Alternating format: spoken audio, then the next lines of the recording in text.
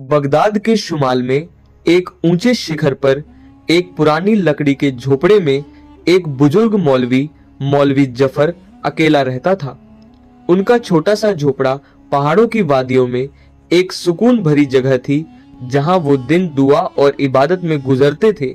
उनकी सफेद दाढ़ी और चेहरे की नूरानी चमक लोगों के दिलों में इज्जत जगती थी। एक सुबह जब मौलवी जफर अपने झोपड़े से बाहर निकले तो उन्हें एक ऐसा मंजर देखा जिसने उनके दिल को हिला दिया।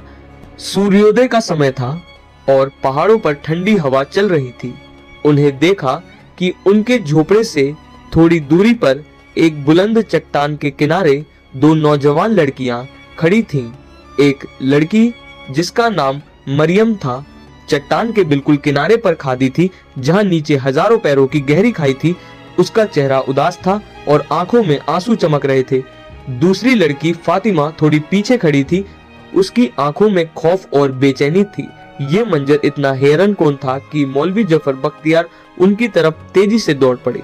मरियम ने जैसे ही नीचे छलांग लगाने की कोशिश की, मौलवी ने उसके बाजू को पीछे से पकड़ लिया और अपनी तरफ खींच लिया। फातिमा ने भी दौड़कर मरियम का हाथ पकड़ा और दोनों लड़कियां एक दूसरे को संभालते चट्टान से दूर हट गई। मरियम ने गुस्से में पलटकर मौलवी को धक्का दिया और चिल्लाया, तुमने मुझे रोकने की हिम्मत कैसे की? तुम कौन हो हमारी जिंदगी में दखल देने वाले? फातिमा ने भी गुस्से से कहा, हमें अकेला छोड़ दो, तुम्हें क्या हक है हमें रोकने का?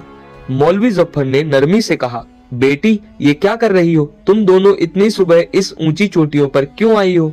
मुझे बताओ, शायद मैं तुम्हारी कुछ मदद कर सकूं। मरियम की आंखों में आंसू भर आए। उसने कांपती आवाजों में कहा, तुम हमारी क्या मदद करोगे? हमारा कोई नहीं है, हमारे घर वालों ने हमें निकाल दिया और हमारे पास न ठिकाना है न कोई सहारा। फातिमा ने भी रोती हुई कहा, हम यहाँ अपनी जिंदगी खत्म करने आए हैं, हमें अकेला छोड़ दो। मौलवी जफर का दिल पिघल गया, लेकिन उनकी आंखों में एक अजीब सी चमक थी जो लड़कियों को थोड़ी शंका पैदा करती थी। उन्हें दोनों लड़कियों के बाजू पकड़े और कहा, आओ मेरे साथ चलो। मरियम ने घबराते हुए पूछा, कहाँ? फातिमा ने भी कहा, हमें क्यों ले जा रहे हो? तुम कौन हो? मौलवी ने सिर्फ इतना कहा, आओ तो सही। वो दोनों लड़कियों के हाथ पकड़े बिना कुछ बोले पहाड़ों के रास्ते पर चल पड़े। मरियम और फातिमा बार बार पूछती रही, हमें कहाँ ले जा रहे हो? हमारे हाथ छोड़ो।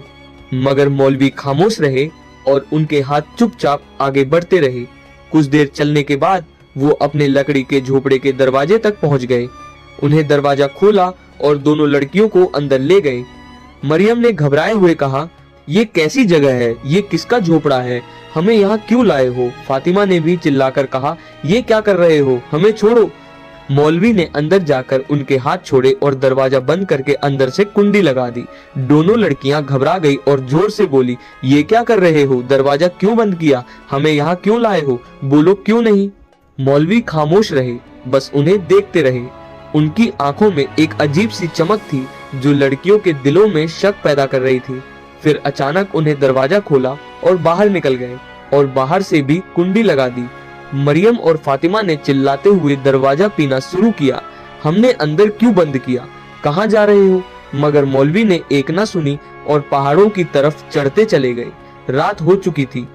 दोनों लड़कियां झोपड़े में अकेली थी और सारा दिन दरवाजा पीट पीट कर थक चुकी थी। बाहर अंधेरा गहरा रहा था।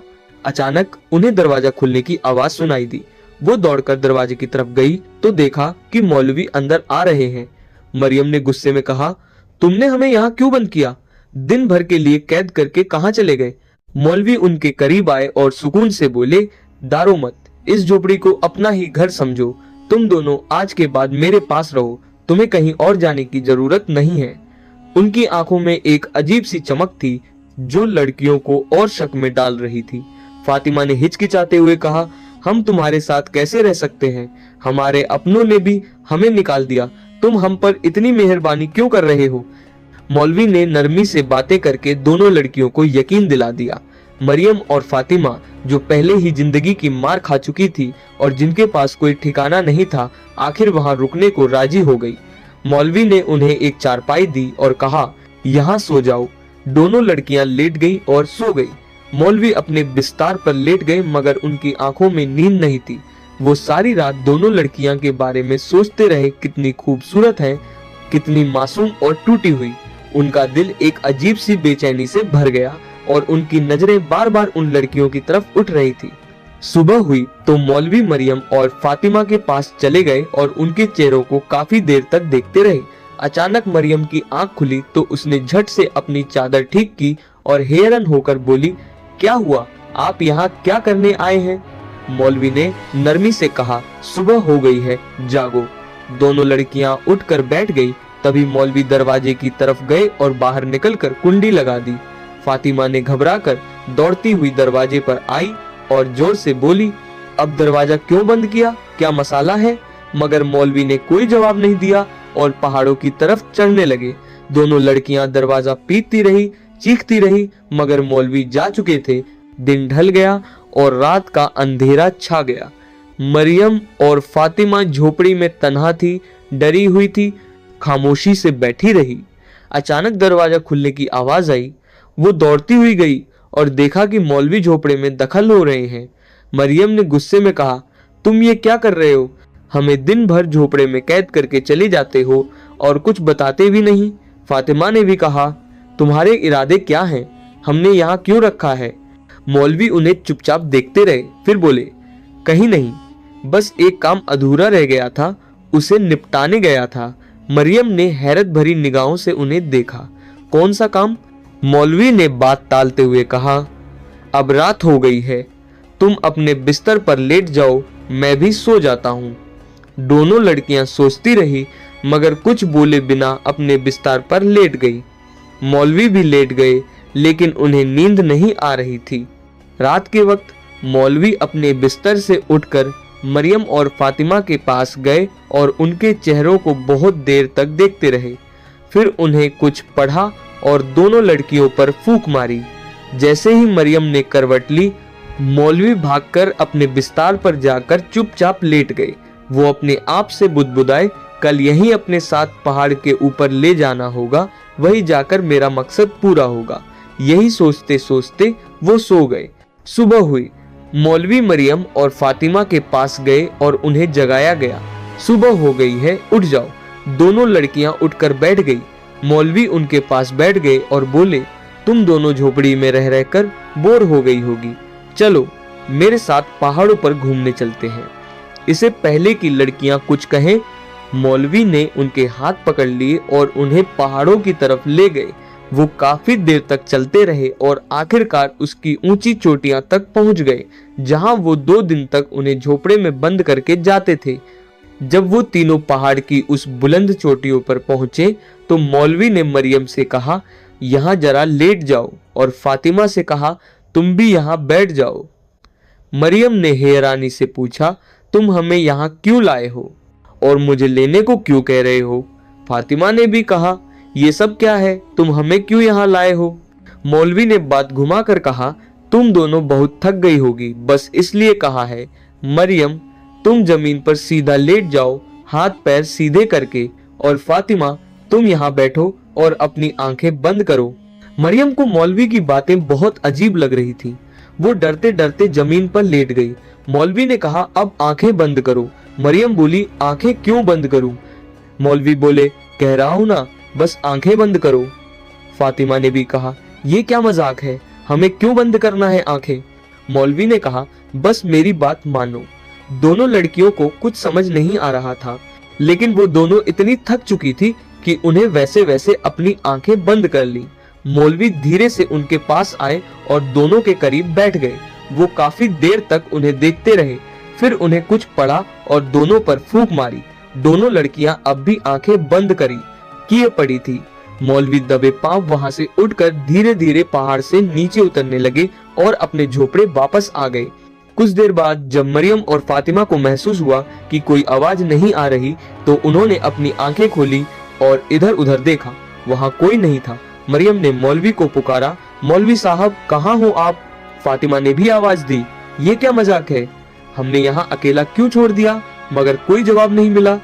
दोनों लड़कियां वहां पहाड़ की चोटियां पर अकेली बैठी रही। रात होने लगी और अंधेरा गहराने लगा। दोनों डरी हुई थी और मौलवी का इंतजार कर रही थी। अचानक उन्हें पहाड़ पर किसी के आने की आहट सुनाई दी। उन्हें नीचे झांककर देखा तो मौलवी फिर से चढ़कर उनकी तरफ आ रहे थे। जब मौलवी उनके पास पहुंचे तो मरियम गुस्से से चिल्लाई, ये क्या कर रहे हो? कभी हमें झोपड़ी में कैद कर देते हो, कभी पहाड़ पर ले जाकर अकेला छोड़ देते हो। ये सब क्या है? तुम हमसे क्या चाहते हो? फातिमा ने भी कहा, तुम्हारे इरादे ठीक नहीं लगते, हमें छोड़ो, हम यहाँ से जा रहे हैं। मौलवी थोड़ी देर उनकी आंखों में देखते रहे, फिर बोले, 2 दिन मैंने यहाँ बिताए हैं और 2 दिन तुम दोनों ने। अब ये आखिरी रात है। क्या आखिरी रात को हम तीनों को मिलकर इस पहाड़ पर गुजारनी होगी? मरियम हैरत से बोली, क्यों? क्या पहाड़ पर हम तुम्हारे साथ रात क्यों बिताते हैं? तुम्हारा दिमाग तो ठीक है ना? ये क्या बातें कर रहे हो? फातिमा ने भी कहा, हमें शुरू से ही तुम्हारे इरादे गलत लग रहे हैं, तुम हमें यहाँ क्यों रोक रहे हो? मौलवी बोले, बस आखिरी रात, अगर तुमने ये रात मेरे साथ यहाँ गुजार ली तो सब कुछ ठीक हो जाएगा। मरियम ने गुस्से में कहा, क्या ठीक हो जाएगा? तुम कुछ भी नहीं बताते, हमें लगता है तुम कोई पागल हो या हमें पागल बना रहे हो। फातिमा ने भी कहा, अगर हमने ये रात यहाँ गुजारी तो क्या होगा, बताओ तो सही। मौलवी ने कहा, तुम्हें सब समझ आ जाएगा, बस एक रात गुजारो। दोनों लड़कियां जो पहले ही मौलवी की अजीब हरकतों से परेशान थी, आखिरकार गुस्से में बोली, ठीक है, हम ये रात यहाँ गुजर लेंगे, लेकिन सुबह हम तुम्हारा झोपड़ा छोड़कर चले जाएंगे। मौलवी बोले, ठीक है, आज की रात तो गुजारो, अगर तुमने ये रात मेरे साथ गुजार ली तो तुम खुद मुझे छोड़कर नहीं जाओगे। मरियम ने हैरत से कहा, ये क्या अजीब बात कर रहे हो, तुम्हारे इरादे तो ठीक है ना? मौलवी बोले, वो तुम्हें रात को समझ आ जाएगा। फिर मौलवी ने दोनों लड़कियों से कहा, अब जैसा मैं यहाँ जमीन पर लेटता हूँ, तुम दोनों को भी वैसा ही रहने दो।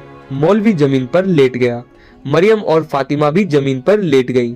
मौलवी ने कहा, अपनी आंखें बंद करो और सो जाओ। दोनों लड़कियों ने आंखें बंद कर लीं और सो गईं। मौलवी भी वहां सो गई। रात के आखिरी पहर जब सूरज निकलने वाला था, मौलवी ने मरियम और फातिमा पर फूंक मारी, फिर उन दोनों को जगाया और कहा, खड़ी हो जाओ, लेकिन अपनी आंखें बंद ही रखना है। मरियम बोली, अब ये क्या नया पागलपन है, तुम हमें फिर से यहाँ छोड़कर तो नहीं जा रहे? फातिमा ने भी कहा, पहले 2 बार आंखें बंद की थी तो तुम हमें छोड़कर चले गए थे, अब क्या करने वाले हो? मौलवी ने कहा, इस बार ऐसा नहीं होगा, तुम अपनी आंखें बंद रखो। दोनों लड़कियां थक चुकी थी तो गुस्से में बोली, ठीक है, हमने अपनी आंखें बंद कर ली। अचानक मरियम और फातिमा को महसूस हुआ कि किसी ने पीछे से उन्हें पकड़ लिया और उनकी आंखों पर हाथ रख दिया। लेकिन तभी मरियम ने सोचा कि ऊंची चोटियों पर मौलवी और उन दोनों के अलावा कोई नहीं था। मरियम ने बात करते हैं, लेकिन तभी मरियम ने किसी ने पीछे से उन्हें पकड़ लिया तो उसने समझ लिया कि ये मौलवी ही हैं। मरियम गुस्से से चिल्लाई, ये क्या हरकत है, तुमने हमें ऐसा क्यों पकड़ा है? फातिमा ने भी कहा, आहा छोड़ो हमें, ये क्या कर रहे हो? आहा, लेकिन कोई आवाज नहीं आई। दोनों लड़कियों ने जोर से कहा, आहा छोड़ो हमें। उन्हें झटके से अपने आप को छुड़ाया और जैसे ही पीछे देखा, वहां बुजुर्ग मौलवी नहीं थे, बल्कि 2 नौजवान लड़के खड़े थे। मरियम और फातिमा उन्हें देखकर दंग रह गईं और जोर जोर से चिल्लाईं, ये तो हमारे पति हैं। मरियम दौड़ती हुई अपने पति असद से लिपट गई और उन्हें किस करने लगी, और फातिमा अपने पति बिलाल को। दोनों लड़कियां खुशी से चीख रही थी, आहा मजा आ गया। मरियम ने रोती हुई कहा, असद तुम कहाँ चले गए थे, मैंने तुम्हें कहाँ कहाँ नहीं ढूंढा। फातिमा ने भी कहा, बिलाल तुम कैसे यहाँ आ गए, हमने सोचा तुम हमेशा के लिए गायब हो गए। दोनों लड़कियों की खुशी की कोई इंतहा नहीं थी। वो अपने पतियों को बार बार गले लगा रही है और किस ले रही है। फिर मरियम ने इधर उधर देखा और कहा, वो बुजुर्ग मौलवी कहाँ चला गया, क्या तुम उसे जानते हो, क्या वो तुम्हें यहाँ लाया? असद और बिलाल एक दूसरे की तरफ देखें और मुस्कुराएं। असद ने मरियम की हथेली पकड़ी और कहा, आओ मेरे साथ, और उन्हें उसी लकड़ी के झोपड़े में ले गया जहां मौलवी रहता था। मरियम ने देखा और कहा, ये तो उसी मौलवी का झोपड़ा है। फातिमा ने भी कहा, तुम हमें यहाँ क्यों लाए हो? असद बोले, तुम दोनों पहले भी तो यहीं थे, अब भी रहो। मरियम हैरत से बोली, तुम्हें कैसे मालूम? बिलाल मुस्कुराते हुए बोले, हमें सब कुछ मालूम है, लेकिन पहले ये बताओ वो मौलवी कैसा इंसान था? मरियम बोली, पता नहीं अच्छा था या बुरा, लेकिन उसकी हरकतें बहुत अजीब थीं। फातिमा ने भी कहा, वो हमें झोपड़ी में कैद करता था और कुछ हरकतें करता था और पहाड़ पर ले जाकर अजीब बातें कहता था। हमें लगा उसका इरादा ठीक नहीं। असद और बिलाल एक दूसरे को देखे और हंस पड़े। असद बोले, किसी को अच्छे से जाने बिना उसे बुरा नहीं कह सकते। हो सकता है उसके पीछे कोई राज हो, कोई मजबूरी हो। फातिमा ने हैरत से पूछा, कौन सा राज, तुम्हें क्या मालूम? बिलाल ने कहा, तुम दोनों एक दिन इस चोटियों पर अपनी जान देने आई थी, फिर मौलवी ने तुम्हें बचाया। वो तुम दोनों को इस झोपड़े में ले आया और हर रात कुछ दुआएं पढ़कर तुम पर फूंकता रहा। कभी वो झोपड़े से गायब रहता और तुम्हें अंदर कैद कर देता, कभी तुम्हें पहाड़ पर ले जाकर चट्टानों पर लेटाता या बैठाता है। मरियम और फातिमा अपने पतियों के मुंह से ये बातें सुनकर चौंक गईं। मरियम बोली, तुम्हें ये सब कैसे मालूम? ये तो हमारे साथ ही हुआ। असद बोले, हमें सब मालूम है, लेकिन इससे पहले कि मैं सब बताऊं, क्या तुम नहीं जानना चाहती कि हम कहाँ चले गए? फातिमा बोली, हाँ, तुम कहाँ गए थे? बिलाल ने कहा, याद है जिस दिन हम दोनों घर से निकले और फिर कभी वापस नहीं आए? उस दिन जब हम शहर जा रहे थे, रास्ते में हमें एक अजीब शख्स मिला। उसने हमसे कहा कि वो हमें एक बड़ा पैसा देगा, लेकिन उसके बदले हमें उसकी बात माननी होगी। जब हमने माना की तो उसने हम पर काला जादू कर दिया। एक पल में हम नौजवान से बुजुर्ग बन गए, लेकिन जब दरवाजे तक पहुंच गए तो सोचा कि इस हालत में तुम हमें पहचान नहीं पाओगी। असद ने बात जारी रखी, फिर हम वापस उसी बाबा के पास चले गए, लेकिन वो गायब था। थक हार कर हम लौट रहे थे कि रास्ते में हमें एक बुजुर्ग पीर बाबा मिला। हमने उसे सब कुछ बताया। उसने कहा कि ये काला जादू है, लेकिन नेक नियति और सच्चा दिल इसे हरा सकता है। उसने हमें बताया कि इस जादू से छुटकारा पाने के लिए हमें किसी वीरान जगह में अकेला रहना होगा, जब हमारी पत्नियां हमें गले से लगा लेंगे, और वही लम्हा होगा जब हमारा जादू टूट जाएगा और हम आजाद हो जाएंगे। फातिमा की आंखों से आंसू बहने लगे। उसने कहा, क्या कहा तुमने? वो बुजुर्ग मौलवी तुम दोनों थे? असद और बिलाल ने हाँ में सर हिलाया। मरियम रोती हुई बोली, हमें माफ कर दो, हम तुम्हें पहचान नहीं सके।